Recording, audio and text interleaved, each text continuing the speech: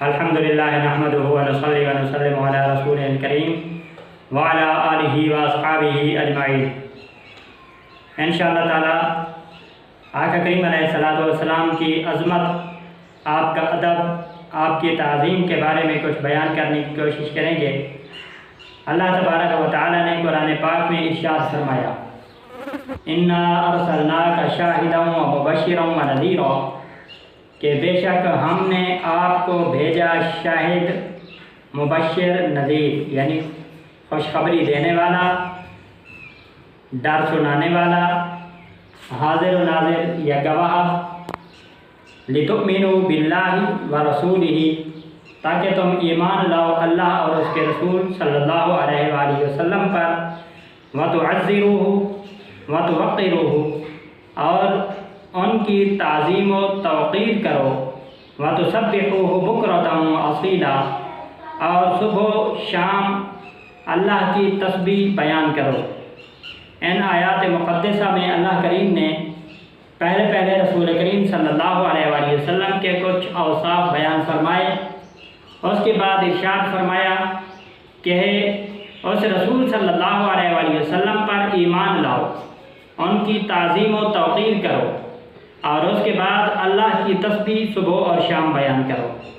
اس میں اللہ کریم نے جو ترتیب رکھی ہے تو وہ سب سے پہلے ایمان کی رکھی ہے، اور اس کے بعد رسول کریم علیہ الصلوۃ والسلام کی تعظیم و توقیر، ادب کرنا رکھا ہے، اس کے بعد اللہ کی تسبیح بیان کرنے کا اللہ نے حکم فرمایا ہے۔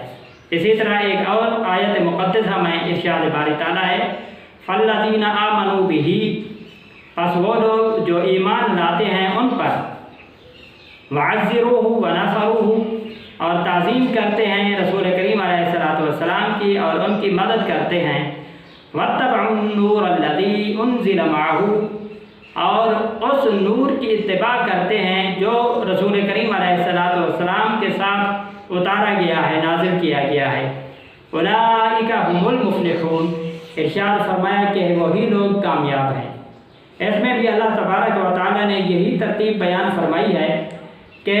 وہ ایمان والے جو رسول کریم علیہ الصلوۃ والسلام کی تعظیم کرتے ہیں، ان کے دین کی مدد کرتے ہیں،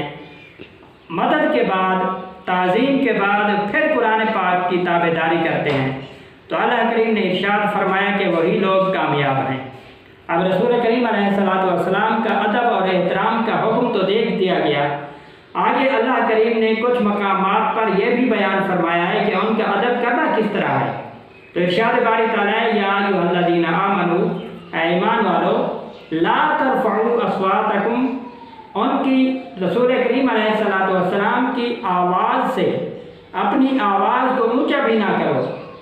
لا ترفعوا اصواتکم، نہ کرو اپنی آوازوں کو بلند، فوق صوت النبی، نبی کریم صلی اللہ علیہ وآلہ وسلم کی آواز سے،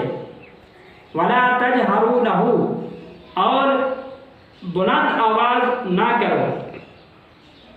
بعضکم لبعض، جیسے تم ایک دوسرے کے ساتھ بات کرتے ہوئے آواز کو اونچا کرتے ہو، ان تحبط اعمالکم، کہ کہیں ایسا نہ ہو کہ تمہارے عمل ضائع ہو جائے، وانتم لا تشعرون، اور تمہیں اس کی خبر بھی نہ ہو، ان الذین، بے شک وہ لوگ، یغضون اصواتہم، جو اپنی آوازوں کو پست رکھتے ہیں، عند رسول اللہ، رسول کریم علیہ الصلوۃ والسلام کے سامنے، اولئک الذین امتحن اللہ قلوبہم للتقوی، تو ان کے دلوں کو اللہ تبارک و تعالی نے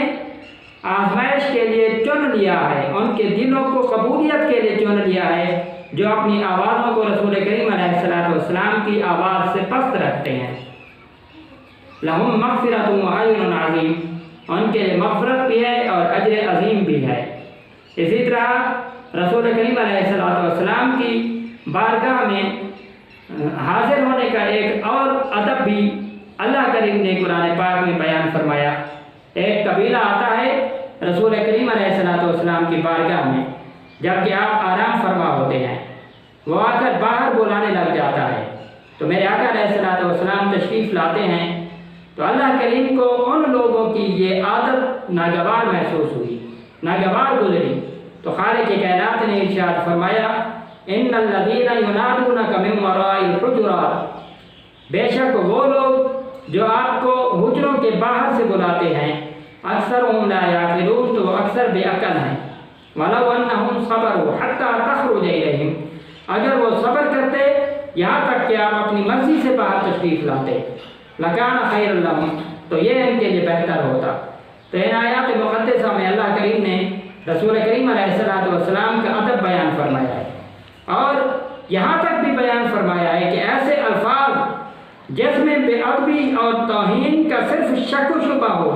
تو ایسے الفاظ بھی رسول کریم علیہ السلام کی بارگاہ میں بیان کرنا بے ادبی ہے۔ دعا فرمائے کہ اللہ کریم ہمیں بھی آقا کریم علیہ السلام کی بارگاہ کا بے حد ادب اور احترام عطا فرمائے۔